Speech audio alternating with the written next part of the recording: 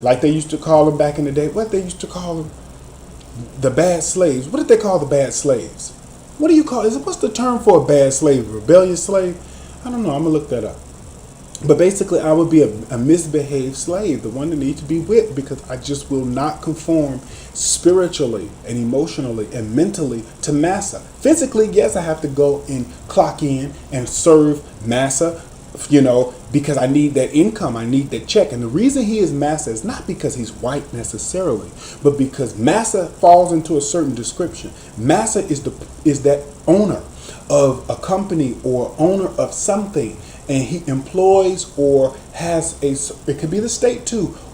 They employ or have an authority over people, a certain amount of people, one person, two people. It can even be parents. It could be a personal relationship, and they have authority over these people, and they abuse it.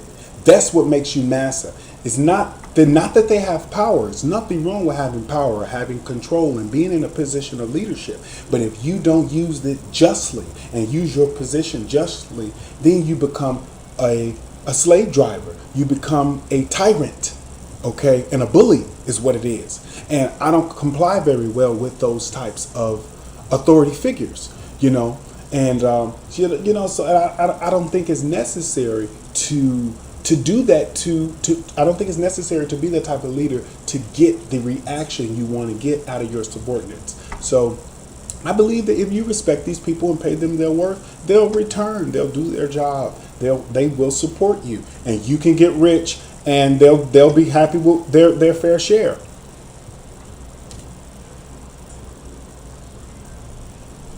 But then that's the thing. You can there is no justification just based off what you just said.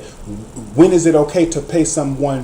When is it okay to not pay someone their worth? It's never okay to not pay someone their worth, because if their worth is their worth, give them their worth. Now, if my worth was only $4 an hour, then pay me that. But if my worth is $14 an hour, pay me that. If my worth is $40 an hour, pay me that.